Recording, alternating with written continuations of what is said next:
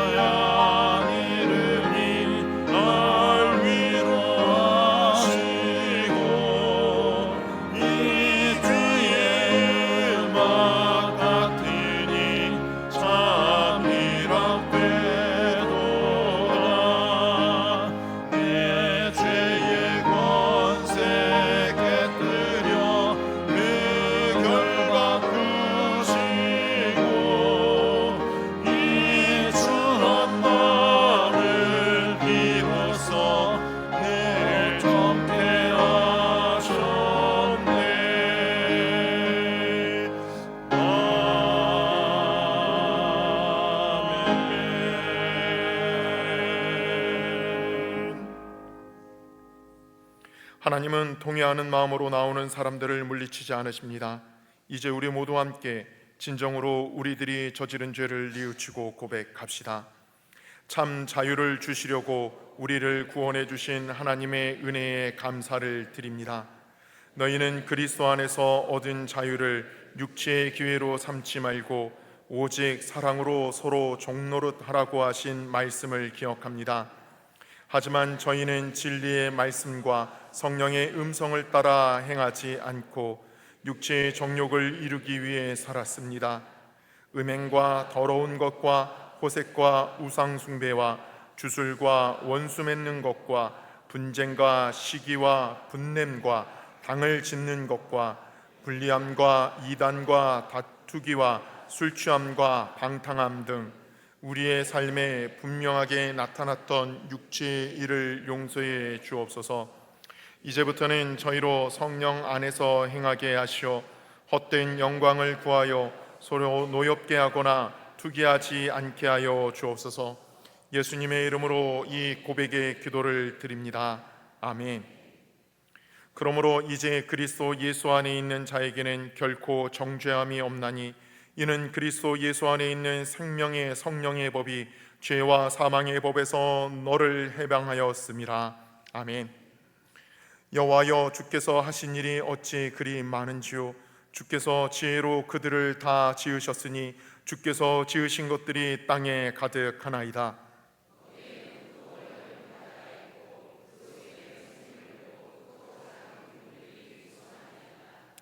그곳에는 배들이 다니며 주께서 지으신 리워 야단이 그 속에 노나이다.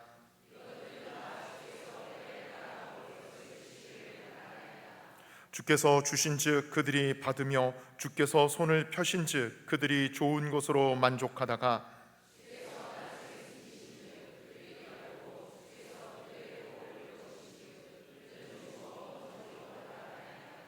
주의 영을 보내어 그들을 창조하사 지면을 새롭게 하시나이다.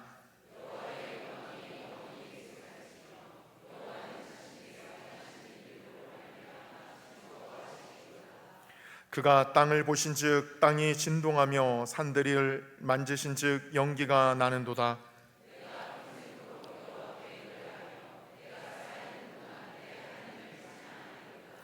나의 기도를 기쁘게 여기시기를 바라나니 나는 여호와로 말미암아 즐거워하리로다. 아멘.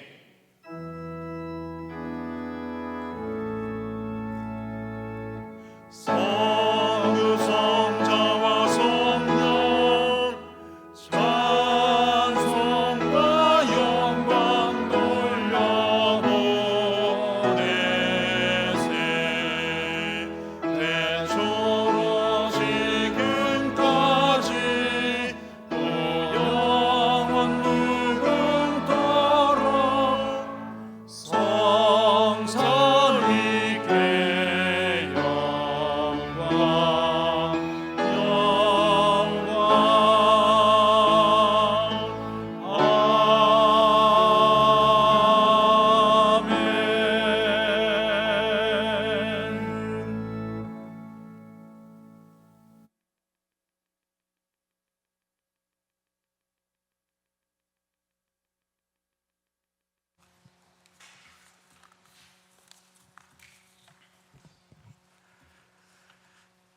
사랑과 은혜가 풍성하신 하나님 아버지, 거룩한 주일 주님 앞으로 우리들의 발걸음을 인도하심에 감사드립니다. 여호와 하나님을 사랑하고 경외하는 우리 노년의 믿음의 지체들이 한자리에 모여 예배드립니다. 영과 진리로 드려지는 예배 되게 하시고 아버지께 기쁨이 되는 예배 되게 하옵소서. 아버지 하나님, 지난 한 주간을 돌이켜보면 여전히 우리들의 모습은 아버지 보시기에 부족했고 못났고 자격 없는 삶이었습니다. 아버지의 도우심이 없이는 한순간도 바로 설 수 없는 우리들을 주님 긍휼히 여겨 주옵소서. 세상 풍자의 거센 문화 속에서 이김 있는 삶을 살아갈 수 있도록 주님 도와주시옵소서. 지금 우리가 생활하고 있는 세상은 한 치 앞을 가늠하기 힘들 정도로 점점 더 불안이 깊어가고 사람들의 마음은 강팍해지고 죄악에 대하여서는 무감각해지는 시대를 살아가고 있습니다. 이러할 때 우리들은 이 세대를 본받지 않게 하시고 하나님께서 기뻐하시는 뜻을 온전히 깨달아 아버지의 뜻을 이 땅 가운데 세워갈 수 있는 신실한 믿음의 지체들이 될 수 있도록 주님 인도해 주시옵소서. 아버지 하나님, 크게는 우리나라 대한민국을 긍휼히 여겨 주옵소서. 하나님 앞에 바르게 서지 못한 죄악을 용서해 주시옵고 이 땅을 고쳐 주옵소서. 대통령과 이정자들에게 하나님을 경외하고 의지하는 믿음을 주옵소서. 이 땅 위에 하나님의 통치가 이루어지게 하옵소서. 오늘도 예배 가운데 임재하시는 성령께서 우리를 은혜 가운데 깊이 들어가게 하시옵고 그 안에서 기뻐하며 찬송하게 하옵소서. 5월 우리는 가정의 달을 보내고 있습니다. 가정들마다 그리스도의 사랑과 은혜의 풍성함이 넘치게 하시옵고 어려움을 겪고 있는 가정들에게는 회복의 길을 열어 주옵소서. 에베네셀을 되셔서 여기까지 인도하신 아버지 하나님, 한국 모든 교회들을 주여 축복해 주옵소서. 세워진 교회들마다 영적으로 건강한 교회들이 되게 하시고 하나님을 기쁘시게 하는 교회 되게 하옵소서. 특별히 우리 노년교를 축복하셔서 하나님의 인도하심을 따라 세상 가운데 빛으로 소금으로 선하신 하나님의 영광을 드러내는 교회 되게 하옵소서. 기본으로 돌아가서 말씀과 기도로 예배에 집중하는 우리 노년교회 가운데 성령님 뜨겁게 역사해 주시옵소서. 특별히 다음 세대들이 불같이 일어나는 교회 되게 하시고 세상을 품어 하나님의 나라를 이루어가게 하옵소서. 캄보디아 포체통 교회 이전 감사 예배를 위하여 캄보디아에 가 계신 담임 목사님과 또 세 분의 장로님, 가운데 모든 일정 가운데 성령님 함께 주시옵소서. 오늘 또 다니엘 세우신 고동진 목사님과 함께 하사 능력의 말씀이 선포되어지게 하시옵고 선포되어진 말씀을 통해 우리 모두 큰 은혜 받게 하시고 한 주간을 우리가 살아가며 어둠을 밝히는 빛으로 살아있는 귀한 말씀 되게 하옵소서. 우리 교회가 개척한 캄보디아 포정통 교회 가운데 성령님 함께해 주옵소서. 포정통 교회를 통하여서 캄보디아가 복음화 되도록 역사해 주시옵소서. 별빛 사랑교회와 나무 십자가 교회 그리고 기쁜 우리 교회도 성령의 뜨거운 역사 속에 부흥을 볼 수 있도록 주님 인도해 주시옵소서. 오늘은 성령 강림 주일로서 우리 모두 성령의 사람, 기도의 사람, 말씀 중심의 사람 되어 우리로 인하여서 세상이 감당할 수 없는 불같은 성령의 역사가 강하게 일어날 수 있도록 믿음을 우리에게 더하여 주시옵소서. 하나님 아버지, 이 시간에도 원치 않는 질병으로 고통 가운데 있는 한우들을 주님 치료해 주옵소서.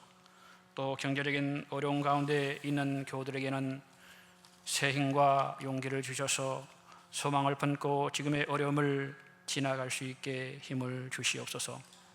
이른 아침부터 예배를 위하여 수고하는 손길들 주님 축복하여 주시고 그들의 선김과 헌신을 주님 기억해 주옵소서.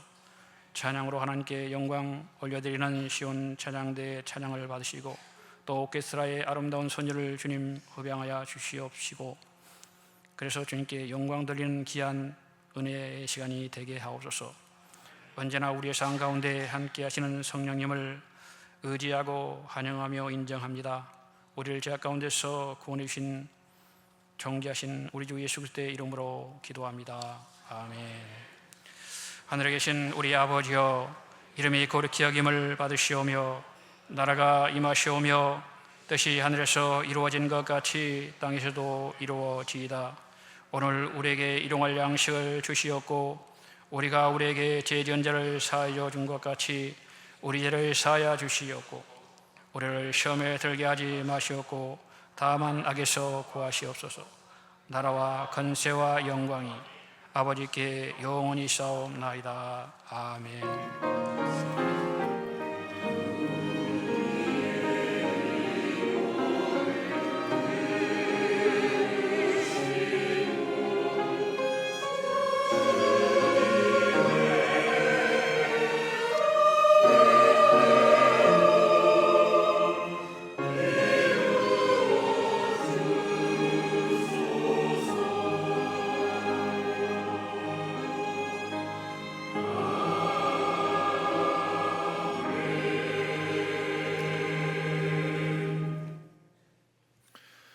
오늘 우리에게 주시는 하나님의 말씀은 로마서 3장 23절 24절 말씀입니다. 로마서 3장 23절 24절 말씀, 우리 두 절의 말씀 오늘은 같이 봉독하겠습니다. 23절 24절 말씀입니다. 우리 같이 봉독합니다. 시작.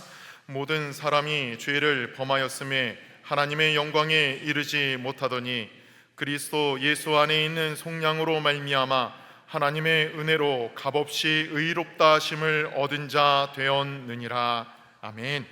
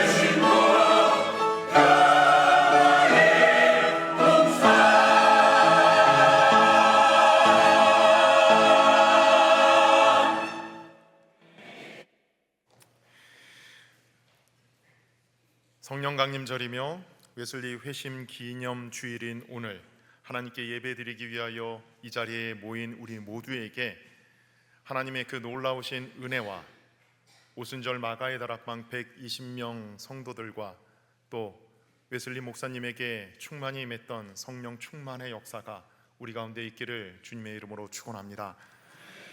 여러분, 인생을 살다가 이런 것은 좀 미리 알았으면 좋았을 텐데, 이런 것은 미리 좀 알았으면은 내가 그때 그 선택을 할 때 참 도움이 되었을 텐데 하는 그러한 아쉬움을 느낀 적이 있으실 것입니다.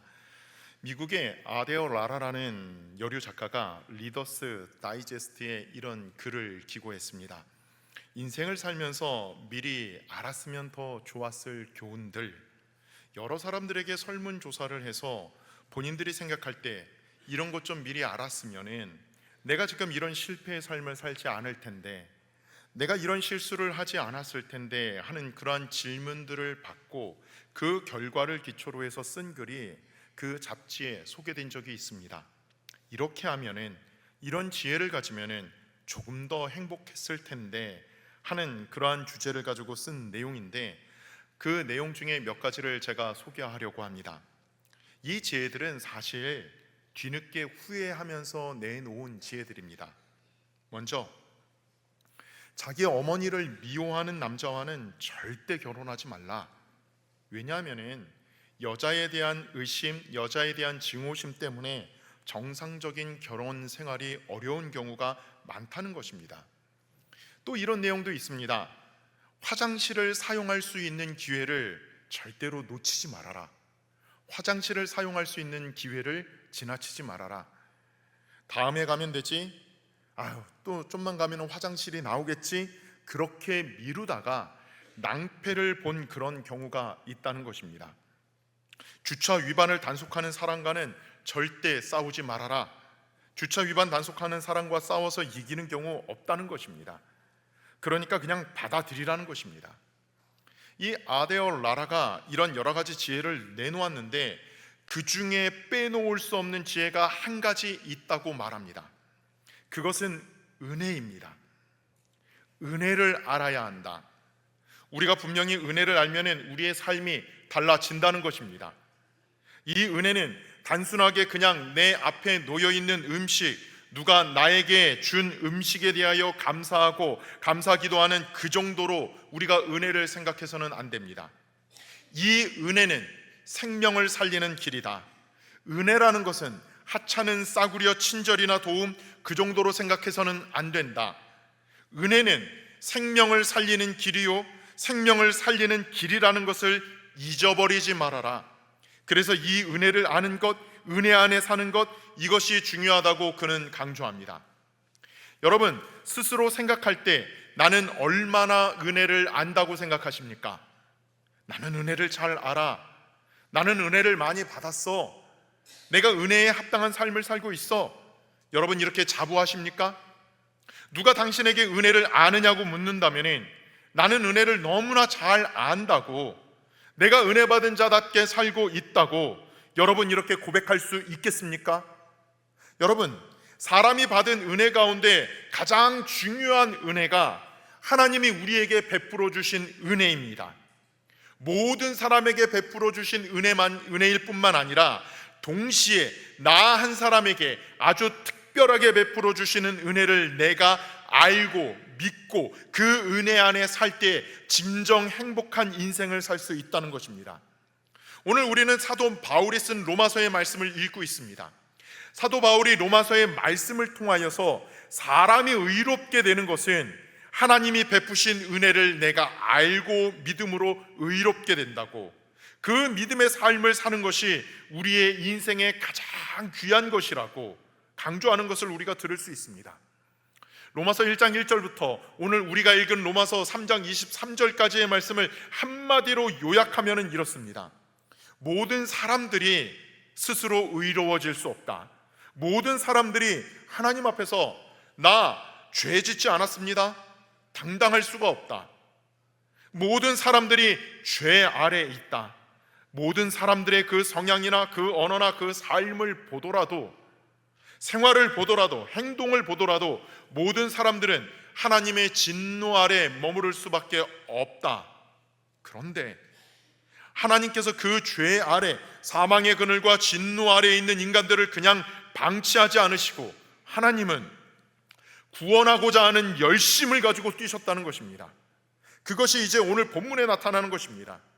우리가 죄인임에도 불구하고 하나님이 우리를 의롭게 하나님의 자녀로 만들기 위하여 하나님은 어떠한 역사를 이루셨는가, 어떠한 구원의 길을 우리에게 제시해 주셨는가, 어떠한 은혜를 베푸셨는가. 우리가 읽지는 않았지만 21절의 말씀을 보시죠. 21절 같이 봉독합니다. 시작.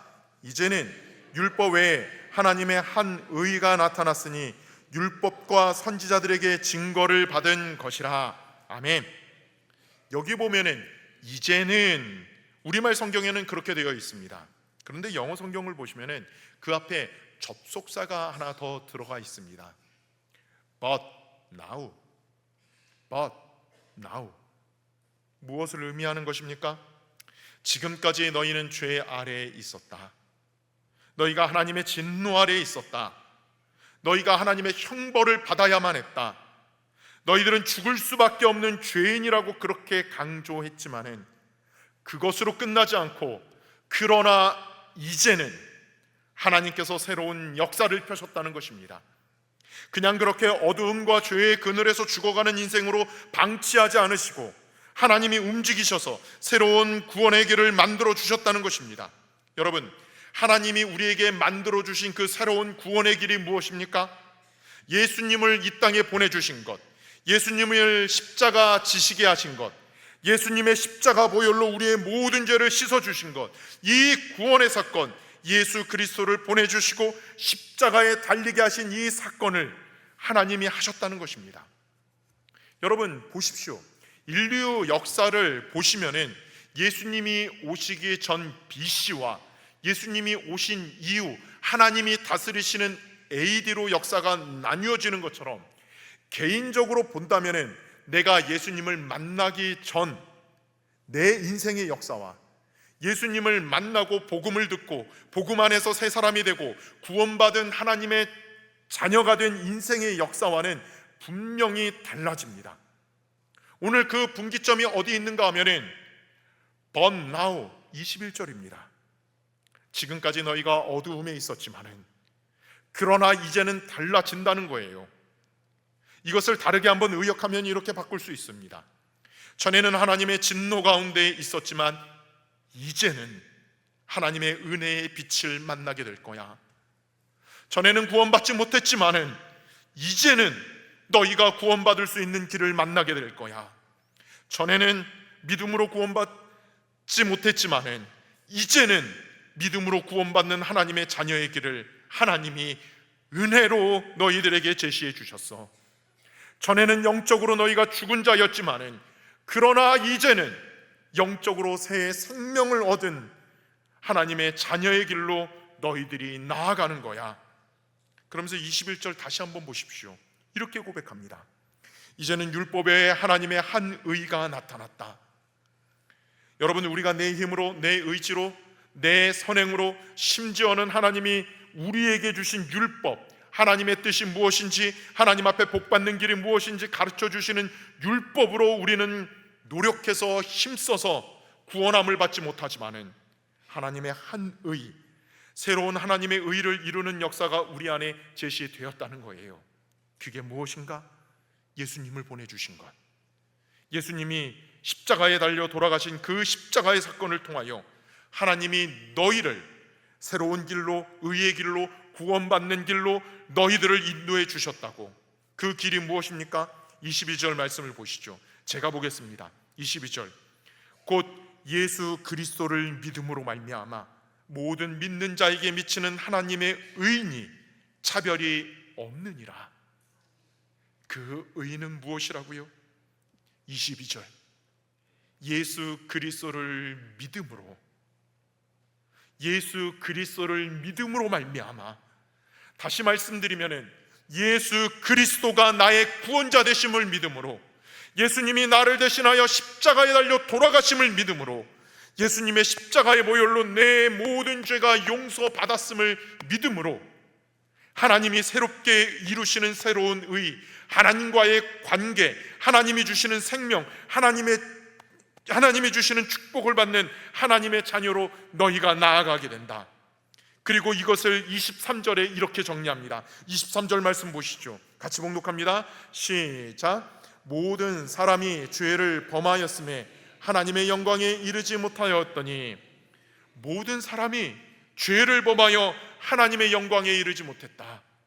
다시 말하면은 하나님의 형상도 잃어버리고 하나님과의 교제도 끊어지고 하나님으로부터 받는 축복, 은혜의 복을 받을 수 있는 길도 다 막혔지만은 너희가 죄를 범함으로 이 모든 것이 다 끊어졌지만은 하나님이 새로운 의의 길을 우리에게 제시해 주셨는데, 그 의의 길 예수님의 십자가의 복음을 너희들이 믿으면은 너희가 하나님 앞에서 자녀가 되는 거야.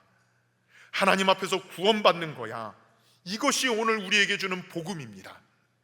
그러면서 오늘 여기 그 다음 24절 이하, 우리가 하나님의 자녀가 되는 길이 예수님을 믿음으로 구원받는다고 하셨는데, 예수 그리스도의 십자가의 죽으심, 그것이 과연 우리에게 어떠한 은혜로 임하게 되는가? 첫 번째, 한번 24절 보실까요? 같이 24절 봉독합니다. 24절의 말씀입니다. 시작. 그리스도 예수 안에 있는 속량으로 말미암아 하나님의 은혜로 값없이 의롭다 하심을 얻은 자 되었느니라. 아멘. 하나님의 은혜로 십자가의 사건이 이루어졌는데, 하나님의 은혜로 예수님이 이 땅에 오셔서 십자가를 지셨는데, 그것이 어떻게 우리에게 은혜가 되는가? 24절에 이러한 단어가 나옵니다. 그리스도 예수 안에 있는 속량으로 말미암아. 십자가의 사건은 내게 속량의 은혜라고 이렇게 말씀하십니다. 속량, 우리가 잘 사용하는 단어가 아니에요. 속량이라는 단어가 무엇입니까? 옛날 고대 사회 노예시장에서 주로 사용하던 용어입니다. 몸값을 대신 지불하고 그를 사서 자유케 하는 것, 이것이 속량입니다. 노예시장에 노예가 있어요. 스스로 자기가 이 노예의 상태에서, 이 신분에서 자유함을 얻을 방법과 길이 없어요. 그런데 어떤 마음씨 좋은 분이, 저 노예 몸값이 얼마입니까? 얼마입니다. 그래요? 자기가 몸값을 지불합니다. 그리고 그 노예를 삽니다. 그리고 노예 문새를 찢어버립니다. 그리고 말합니다. 너는 자유인이다. 너는 이제부터 노예가 아니라, 종이 아니라, 누구에게 속한 사람이 아니라 너는 이제 자유인이다. 이것이 속량입니다. 예수님의 십자가를 통하여 하나님이 우리에게 어떠한 속량의 은혜를 주셨는가 하면은, 죄로 말미암아 죽을 수밖에 없는, 죄에 묶여 있는, 죄의 종이 되어 있는, 사망의 종이 되어 있는 우리들에게 예수님이 십자가의 그 속량하심으로, 대가를 대신 지불하심으로, 죄값을 치르심으로 우리에게 너는 죄의 종이 아니야. 너는 이제 하나님의 자녀야. 너는 이제 사망의 그늘에 앉아있는 존재가 아니라 너는 이제 빛 가운데 앉아있는 하나님의 자녀야. 빛의 자녀야. 이렇게 우리에게 은혜를 베풀어 주셨다는 것입니다. 예수님이 죄가 없으심에도 불구하고 내가 감당해야 할 죄값을, 죽음의 형벌을 예수님이 십자가에 대신 죽으심으로 우리를 구원해 주신 것, 자유케 하신 것, 그것이 속량의 은혜입니다. 그것을 잊지 마시기를 바랍니다. 두 번째 25절 말씀을 보실까요? 25절 우리가 같이 봉독합니다. 25절 말씀입니다. 시작. 이 예수를 하나님이 그의 피로써 믿음으로 말미암는 화목제물로 세우셨으니 이는 하나님께서 길이 참으시는 중에 전에 지은 죄를 간과하심으로 자기의 의로우심을 나타내려 하심이니. 아멘. 여기 중요한 단어, 중요한 구절이 있어요. 예수를 하나님이 그의 피로써, 예수님이 흘리신 피, 그 보혈로 하나님이 우리와의 관계에서 막힌 모든 것을 다 거두어 내셨다는 거예요. 사도 바울은 이것을 뭐라고 표현합니까? 화목제물이라고 표현합니다. 예수님이 십자가에 달려 돌아가신 그 죽으심이 우리와 하나님과의 관계를 회복시키시는 화목 제물이 되셨다. 화목 제물의 은혜를 주셨다는 것입니다. 여러분, 이스라엘의 제사는 짐승을 잡아서 하나님 앞에 예배드리는 희생제사였습니다. 양이나 소나 비둘기나 짐승을 잡아 죽여 그 피를 흘림으로, 그 피를 우리 주님이 보시고 그 피를 보심으로 말미암아 용서하시고 하나님과의 관계, 죄로 인하여 막혔던 관계를 다 회복시켜주는 그러한 예배를 이스라엘 사람들은 드렸습니다. 오늘 예수님이 십자가에 달려서 흘리신 그 피가 그 제사였다라고 사도 바울은 우리에게 말씀하고 있습니다. 여러분, 하나님께서 왜 하필이면 예수 그리스도를 화목제물로 삼으셨을까요? 왜 예수 그리스도의 보혈로 대가를 치르시고 하나님은 우리를 구원하셨을까요? 하나님은 말씀으로 세상을 창조하신 분입니다. 말씀 한마디로 무에서 유를 만드신 하나님, 창조주 하나님이신데 죄의 문제만은 그렇게 하실 수 없다는 거예요. 죄인을 향하여 대가를 지불하지 않았는데, 회개하지 않았는데, 그 죄값을 치르지 않았는데 죄인을 향하여 너는 그래, 내가 의롭다 인정해 줄게, 그렇게 하실 수 없다는 거예요. 그래서 하나님이 선택하신 방법이 무엇입니까? 본인이 이 땅에 사람의 몸으로 내려오셔서 우리 인간이 담당해야 할 모든 죄의 싹을, 죄의 결과를, 죽음을 본인이 치르심으로, 십자가에서 보혈을 흘리심으로, 그 인간이 담당해야 할 죄값을 예수님이 담당하심으로 우리로 하여금 의롭게 하여 주셨다는 거예요. 용서해 주셨다는 거예요. 그런데 왜 하나님의 아들인 예수 그리스도가 이렇게 십자가에서 죽어야만 했을까? 왜 예수님이 십자가에서 보혈을 흘려야만 했을까? 그 어떤 인생도 다른 인생을 위하여 구원자가 될 수 없기 때문에, 그 어떤 인생도 나는 거룩하고 흠이 없습니다, 자랑할 의로운 인생이 없기에 의로우신 분, 흠이 없으신 분 예수 그리스도께서 그 자리에서 그 인간의 죄값을 다 담당하시고 치르시고 그 죄의 결과를 받으심으로, 피를 흘리심으로, 화목제물이 되심으로 오늘 죄인된 우리로 하여금 의로운 자리로 옮겨 주셨다는 것입니다. 여러분, 이것을 잘 설명한 구절이 고린도후서 5장 21절 말씀입니다. 십자가의 은혜, 속죄의 은총에 대하여 설명한 고린도후서 5장 21절은 이렇게 말씀합니다. 하나님이 죄를 알지도 못하신 이 예수 그리스도를 말하는 것입니다. 죄를 알지도 못하신 이를 우리를 대신하여 죄로 삼으신 것은 우리로 하여금 그 안에서 하나님의 의가 되게 하려 하심이라. 하나님의 의가 하나님 앞에 의롭다고 인정을 받는 자리로 하나님이 옮겨 주셨다는 거예요. 우리로 하여금 예수 그리스도 안에서 하나님의 의가 되도록 하기 위하여 죄 없으신 그분이 예수님이 십자가에 대신 죄값을 치르심으로, 그 피를 흘리심으로 우리를 예수님의 죽음을 통하여 우리를 생명 얻는 자로, 의로운 자로 하나님이 만들어 주셨다는 거예요. 종교개혁자 마틴 루터는 이 본문을 가지고 이렇게 해석합니다. 이것은 하나님의 자리 바꿈의 역사다. 하나님의 자리 바꿈의 역사가 무엇입니까? 예수님을 우리의 자리에 세우시고 우리의 자리에 예수님을 세우셨다는 거예요.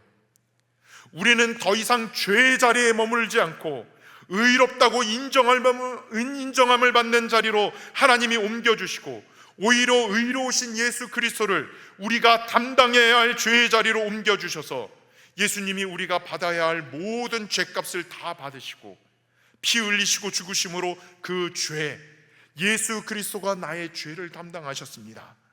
그것을 믿는 사람들에게 하나님이 의인으로, 의롭다고 인정하시는 하나님의 백성으로 삼아 주셨다는 거예요. 이것을 믿는 사람들에게 하나님께서 의로운 하나님의 자녀로 속량시켜 주셨다. 죄 사함의 은총을 베풀어 주셨다. 그래서 십자가의 사건은 화목 제물의 은혜다. 내가 예수님을 믿으면은, 예수님의 십자가의 사건을 믿으면은 하나님 앞에서 예수 그리스도께서 나 대신 십자가에 달려 돌아가셔서 속량의 은혜를 주셨고 화목제물이 되심으로 하나님의 자녀로 회복되고 하나님의 형상을 다시금 회복하고 하나님의 구원받은 자녀로 살아갈 수 있도록 문을 열어주셨다, 길을 내어주셨다. 이 은혜를 우리가 받았다는 것입니다. 마지막 26절 말씀을 보십시오. 26절 같이 봉독합니다. 시작. 곧 이때 자기의 의로우심을 나타내사 자기도 의로우시며 또한 예수 믿는 자를 의롭다 하려 하심이라. 아멘. 이때에 예수님의 십자가의 복음을 믿고 십자가를 보면서 속량의 은혜, 하나님과 다시금 화목제물 되신 예수님을 믿음으로 나를 자녀 삼아 주시고 회복시켜 주시는 것을 믿는 그때에 여전히 내 삶이 완전하지는 않지만은 불완전하고 아직도 죄성이 남아있지만은 그럼에도 불구하고 그 믿음 때문에 하나님이 어떻게 하신다고요? 우리를 의롭다 하려 하심이라. 우리를 의의 옷으로 하나님이 입혀 주신다는 거예요. 의인은 아닌데, 완벽한 사람은 아닌데, 완벽한 의인은 아닌데 여전히 허물이 있고 연약함이 있지만은 그러나 내 믿음 때문에 내가 너를 의롭다고 인정하마. justify. 내가 너를 의롭다고 인정하마. 너는 나의 자녀야. 너는 나의 구원받은 백성이야. 너는 나의 사람이야. 하나님이 그렇게 인정해 주신다고. 그래서 십자가의 사건은 우리에게 어떠한 은혜인가? 속량함의 은혜, 화목제물의 은혜, 동시에 우리를 의롭다고 인정해 주시는 은혜입니다. 여러분, 그래서 십자가를 바라보고 묵상할 때마다 하나님의 사랑도 나의 연약함, 죄성도 바라볼 뿐만 아니라 나는 그 속에서 십자가의 사건을 통해서 나는 예수님의 십자가의 보혈로 죄 사함을 받았지. 예수님이 내 죄값을 다 지불하셨지. 하나님과의 관계를 회복시키셨지. 나를 의의 자녀로 삼아 주셨지. 이 은혜를 우리는 기억해야 합니다. 그렇다면 여러분, 이렇게 구원받았으니까는 이제는 됐어. 이제는 됐어. 이제 다른 거 필요 없어. 내 마음대로 살 거야. 이렇게 살아가느냐? 그렇지 않다는 것입니다. 이 은혜를 받은 사람은 어떻게 살아가야 하는가? 우리가 읽지는 않았지만 27절 이하의 말씀을 보면은 하나님의 구원받은 백성은 하나님 앞에서 이렇게 어떻게 살아가야 하는가? 어떠한 마음으로 또 어떠한 생각으로 살아가야 하는가? 27절의 말씀을 보십시오. 제가 봉독합니다. 그런즉 자랑할 데가 어디냐? 있을 수가 없느니라. 무슨 법으로냐? 행위로냐? 아니라 오직 믿음의 법으로니라. 아멘. 이 이야기가 무엇입니까? 예수 믿고 구원받은 사람들이 너 스스로 가지고 있는 것, 내가 행한 것 가지고 자랑할 것이 있겠느냐? 아무것도 없다는 거예요. 너의 행위나 너의 생각이나 너의 의의를 앞세워서 자랑할 것 아무것도 없다. 이 얘기는 무엇을 이야기하는 것입니까? 예수 자랑하는 것밖에 없다는 거예요. 사도 바울의 고백처럼 내가 이제 자랑할 것은 십자가의 복음밖에 없습니다. 예수님밖에 없습니다. 왜? 그것으로 구원받았고 그것으로 용서받았고 그것으로 하나님이 나를 의롭다고 인정해 주셨으니 이 땅에서 내가 자랑할 것 아무것도 없습니다. 내가 자랑할 것은 오직 예수 그리스도의 십자가밖에 없습니다. 30절 말씀을 보십시오. 할례자도 믿음으로 말미암아 또한 무할례자도 믿음으로 말미암아 의롭다 하실 하나님은 한 분이시니라. 의롭다함을 받는 데 있어서, 구원받는 데 있어서는 믿음으로 구원함을 받았는데 믿음으로 구원받는 대상에 있어서는 차별이 없다는 거예요. 유대인이나 이방인이나 남자나 여자나 많이 배운 자나 적게 배운 자나 부한 자나 가난한 자나 차별이 없다는 거예요. 그 누구든지 흉악한 강도라 할지라도 예수 그리스도를 나의 구주로 고백하고 믿는 사람들은, 십자가의 복음을 믿는 사람들은 누구든지 구원함을 받게 하셨다. 그리고 31절의 말씀을 보십시오. 31절 같이 봉독합니다. 시작. 그런즉 우리가 믿음으로 말미암아 율법을 파기하느냐? 그럴 수 없느니라. 도리어 율법을 굳게 세우느니라. 아멘. 율법으로는 구원함을 받지 못한다고 지금까지 로마서를 통해서 배웠는데 율법의 613가지의 조항을 다 지킬 수 있는 사람이 없기 때문에 그 율법으로는 구원함을 받을 수 없고, 율법으로는 내가 무슨 죄를 지었는지 깨닫게 해주는 그러한 선생과 같은 역할을 하고, 율법으로는 하나님의 뜻이 무엇인지를 선명하게 볼 수 있는 그 정도 기능만 있다고 생각하는데, 구원함을 받은 사람은 율법을 그러면 무시하고 살아가야 하는가? 아니라는 거예요. 이제 구원함을 받았기에 오히려 하나님의 말씀, 율법, 하나님의 뜻, 하나님의 기준을 더 귀히 여기면서 그 기준대로 사는 거야. 그러니까 구원받았다고 해서, 예수님의 십자가의 복음으로 구원받았다고 해서 함부로 막 사는 인생이 아니라, 하나님이 우리에게 베풀어 주신 구원에 대하여 감사하며 하나님의 뜻 바라보며 청종하며 그 기준으로 믿음으로 살아갈 때 하나님의 복된 인생이 되는 거야. 이것이 오늘 바울이 로마서 3장에서 우리에게 주신 말씀입니다. 십자가를 바라볼 때마다 그 십자가에 담겨있는 은혜를 잃어버리지 말아라. 잊어버리지 말아라. 속량함의 은혜, 화목제물 피 흘리심의 은혜, 나를 의롭다고 인정해 주신 그 은혜를 십자가를 묵상할 때마다 항상 기억하라고 오늘 사도 바울은 우리에게 강조합니다.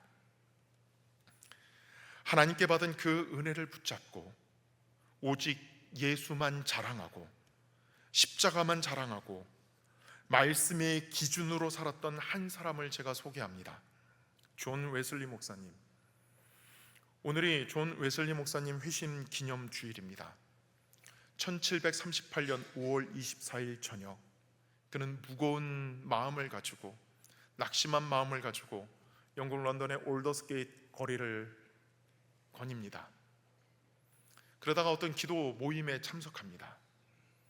그 기도 모임에서 그가 성령 체험을 합니다. 그리고 구원의 확신을 갖게 됩니다. 그리고 하나님이 그에게 주신 사명을 따라 그가 복음을 전하러 다녀요.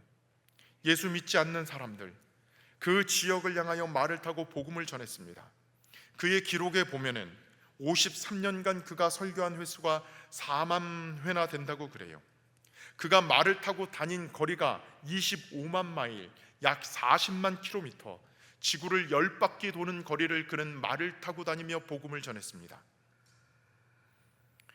그리고 하나님의 말씀, 그리고 그가 심지어는 세상을 떠나기 전, 하나님의 부름을 받기 닷새 전에도 그는 복음이 필요한 사람, 하나님의 말씀을 들어야 하는 사람들을 향하여 말을 타고 32km나 떨어져 있는 그곳에 가서 복음을 전했던 사람이에요. 하나님이 내게 주신 사명이 뭔가 땅에 묻지 않고 열심히 감당했던 그 존 웨슬리 목사님, 환영만 받은 것이 아닙니다. 핍박도 있었고 거절도 있었고 심지어 본인이 참 나태하고 힘들었던 시절도 있었어요. 그때마다 그가 외쳤던 모든 사람의 교리가 있습니다. 모든 사람의 모토가 있어요. 한번 들어보십시오. 모든 사람이 구원받을 필요가 있다. 모든 사람이 구원받을 수가 있다. 모든 사람이 구원의 확증을 얻을 수 있다. 모든 사람이 완전한 성화를 얻을 수 있다. 누구도 예외 없이 모든 사람이 구원받아야 하고 구원받을 수 있고 구원의 확신을 가져야 하고, 더 나아가 구원받은 사람이라면 거룩한 하나님의 백성답게 성화에, 거룩함에 이르는 삶을 살아야 한다. 거룩한 백성이 되어야 한다. 웨슬리 목사님이 이렇게 외칠 수 있었던 이유가 무엇입니까? 그가 경험한 하나님의 은혜 때문이에요.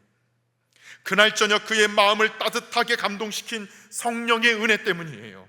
성령 체험으로 그가 깨달은 예수 그리스도의 보혈의 은혜 때문이에요. 속량하심의 은혜를 받고 성령 체험으로 하나님의 비밀, 하나님의 뜻을 깨달아 웨슬리 목사님은 평생 하나님의 뜻과 일치하는 삶을 살려고 몸부림치며 살았습니다.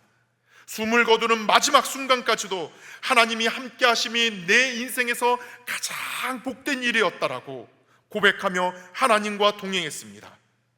웨슬리의 후예인 우리도 그렇게 살아야 합니다. 하나님의 은혜, 속량의 은혜, 피 흘리심, 화목제물의 은혜, 의롭다고 인정해 주시는 은혜를 받는 우리도 웨슬리 목사님처럼 살아야 합니다. 하나님의 뜻이 여기 있고, 주일날 예배 드릴 때 주님의 말씀은 여기 있고, 나의 삶은 저기 있고, 내 뜻, 내 방향은 여기에 있고, 아니에요. 하나님의 뜻, 하나님의 마음과 언제나 일치하려는 삶을 살아가야 해요. 그러면 어떠한 삶을 살아야 합니까?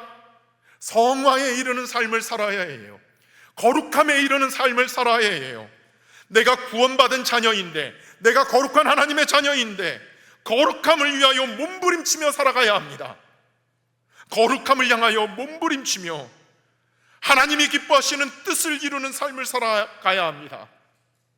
거룩한 십자가 앞에 죄악이 가득한 세상을 향하여 노라고 거부할 수 있어야 합니다. 우리는 죄와 싸울 수 있어야 합니다. 우리는 죄와 싸우는 사람이 되어야 합니다. 내 속에 있는 죄와 싸우고 우리 믿음의 공동체를 흔드는 유혹하는 그 죄와 싸워야 합니다. 우리가 그렇게 죄와 싸움으로 성화에 이르고 세상을 정화시켜야 합니다. 그 삶을 사는 사람들이 바로 우리 감리교인입니다. 그런데 여러분, 이것이 내 힘으로 안 돼요. 어떻게 하셔야 해요? 24절의 말씀을 보면은 의롭다 하심을 얻은 자가 되었다 말씀합니다. 문법적으로는 현재형입니다. 그리고 수동태입니다. 내 힘으로 되는 것이 아니라 하나님이 의롭게 만드신다는 거예요. 그런데 그것이 과거의 한 번으로 끝나는 것이 아니라 지금도 계속해서 내 안에서 성령님께서 역사하시는 일이라는 것입니다. 그래서 우리는 성령님을 의지해야 합니다. 성령님이 내 안에 오셔서 충만히 임하셔서 나를 다스리도록 성령님을 의지하고 기도하셔야 합니다. 성령 강림절인 오늘, 그리고 288년 전 웨슬리 목사님이 회심한 오늘, 그때 역사하신 성령님께서 오늘도 우리에게 동일하게 역사하십니다. 그 성령님을 의지하셔야 합니다. 또 십자가의 예수님을 바라보셔야 합니다. 십자가의 주님을 바라보셔야 합니다. 언제 어떤 상황 가운데서도 내 삶이 너무나 잘되고 형통하고 승승장구할 때도 십자가의 예수님을 바라보아야 하고, 내 삶이 무미건조해지고 내 삶이 무료해지고 내 삶이 점점 나태해질 때도 십자가를 바라봐야 하고, 내 삶이 사망의 음침한 골짜기를 지날 때에도, 고난의 터널을 지날 때에도 눈을 들어 믿음으로 십자가의 예수님을 바라보는 것, 그것이 오늘 하나님이 저와 여러분에게 원하시는 뜻입니다. 이번 한 주간 나를 속량하셨습니다. 주님이 나를 위해 피 흘리심으로 말미암아 화목제물이 되셨습니다. 나를 의롭게 해주셨습니다. 이 모든 것이 하나님의 은혜입니다. 고백하시면서 십자가를 바라보고 성령님을 더욱 의지하시기를 바랍니다. 그럴 때 우리는 은혜 충만한, 하나님의 능력 충만한 인생으로 믿음의 길을, 성화의 길을 걷게 될 것입니다. 오늘과 한 주간 동안 다시 한번 주님의 십자가 바라보시고 성령님 의지하시면서 주님이 주시는 새롭게 하시는 은혜가, 회복의 은총이 저와 여러분들 가운데 넘쳐나시기를 주님의 이름으로 축원합니다. 기도하시겠습니다. 사랑과 은혜가 많으신 하나님, 성령 강림절이며 웨슬리 회심주일인 오늘 다시 한번 저희에게 부어주신 주님의 은혜를 새겨봅니다. 예수 그리스도의 십자가를 통해 우리에게 주신 속량함의 은혜, 피 흘리심을 통해 이루신 화목제물의 은혜, 그리고 우리를 의롭다 인정해 주신 그 은혜를 잊지 않게 하시고, 하나님의 거룩한 백성으로 은혜 충만한 사람으로 의롭다 하심을 얻은 자로 세워 주옵소서. 예수님의 이름으로 기도합니다. 아멘.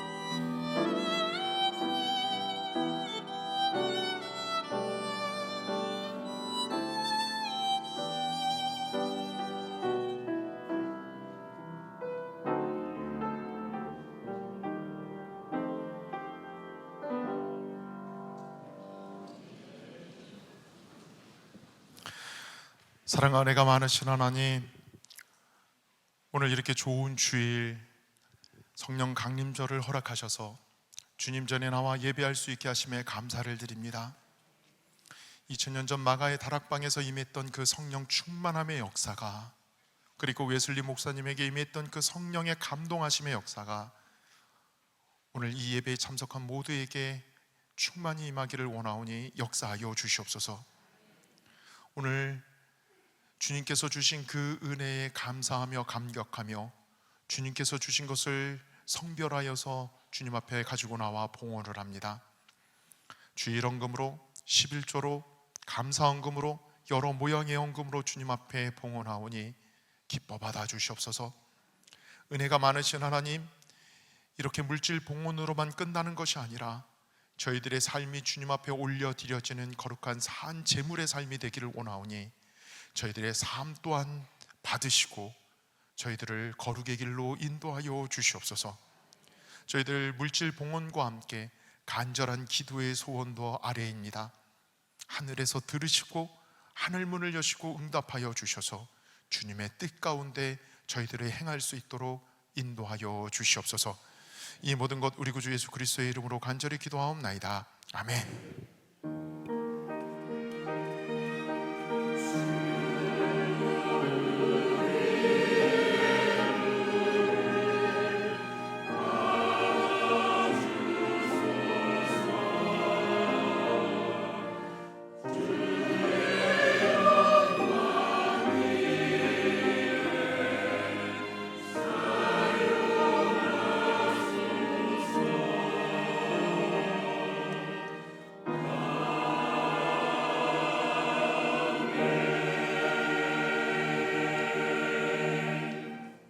좌우에 계신 분들과 앞뒤에 계신 분들과 함께 평화의 인사 나누기를 원합니다. 거룩의 길을 삽시다. 거룩의 길을 걸어갑시다. 네, 우리 또 한 번 인사 나누시길 원합니다. 오늘 성령 강림절인데요, 성령 충만함 받으십시다.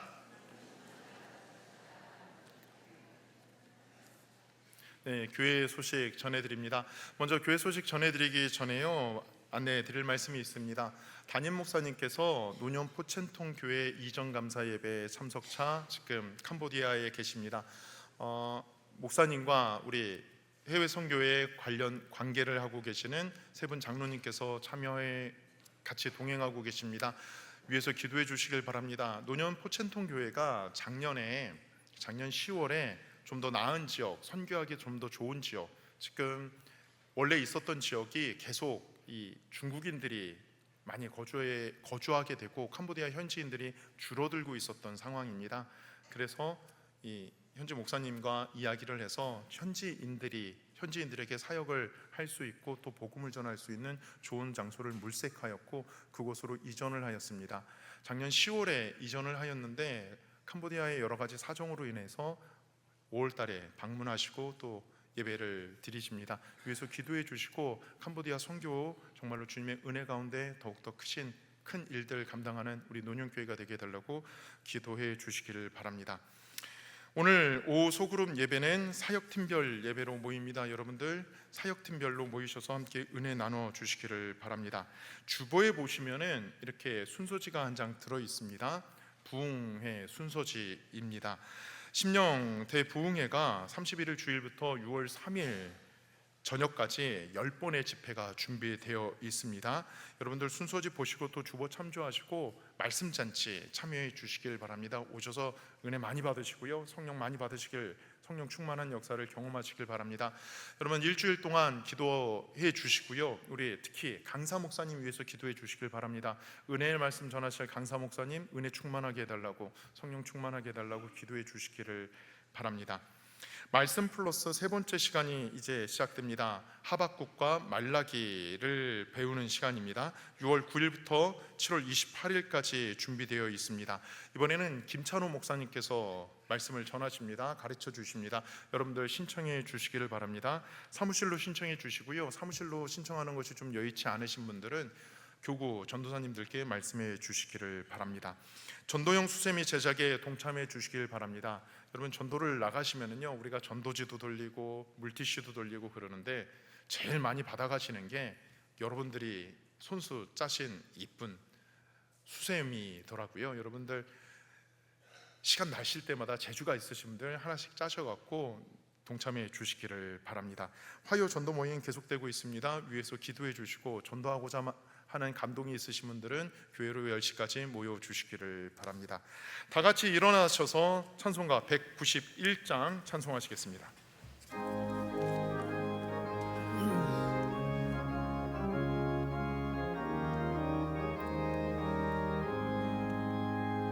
내가 매일 기쁘게 순례의 길에 가면 주의 팔이 나를 안보하니요.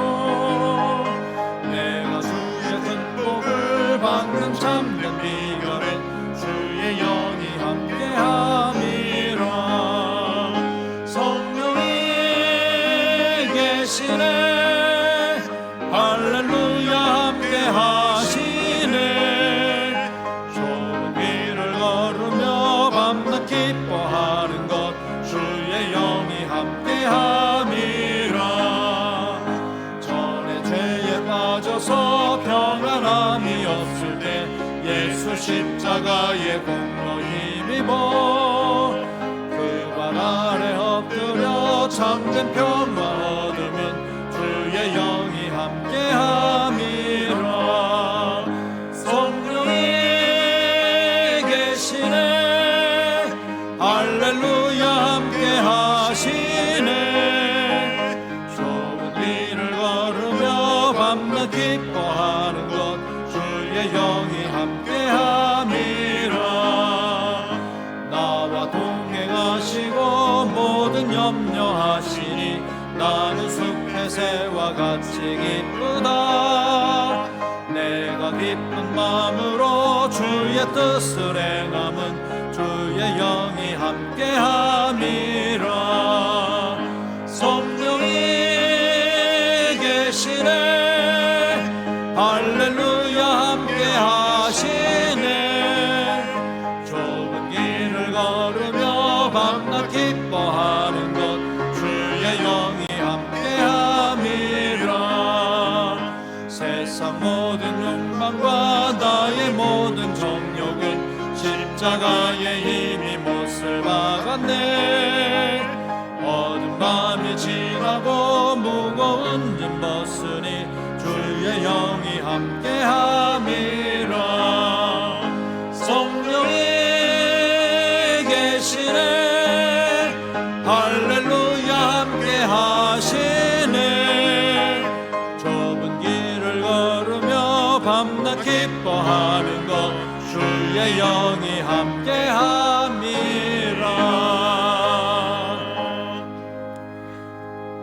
소식 한 가지 더 전해드립니다. 오늘 예배 후에 바로 이 자리에서 총여성교회 원래로 모입니다. 총여성교회 분들 다 이 자리에 남아주시기를 바랍니다. 축도하겠습니다. 이제는 우리 구주 예수 그리스도의 구속의 은혜와 하나님 아버지의 그 극진하신 사랑하심과 성령님의 감화 감동하시고 위로 역사하심이 하나님께서 주신 그 은혜를 붙잡고 웨슬리 목사님이 이해하게 했던, 웨슬리 목사가 이해하게 했던 그 믿음의 길, 성화의 길, 거룩함의 길을 걷고자 다짐하며 이 세상으로 나가는 우리 성도들 삶 가운데 지금부터 영원히 함께 하시기를 간절히 축원하옵나이다. 아멘.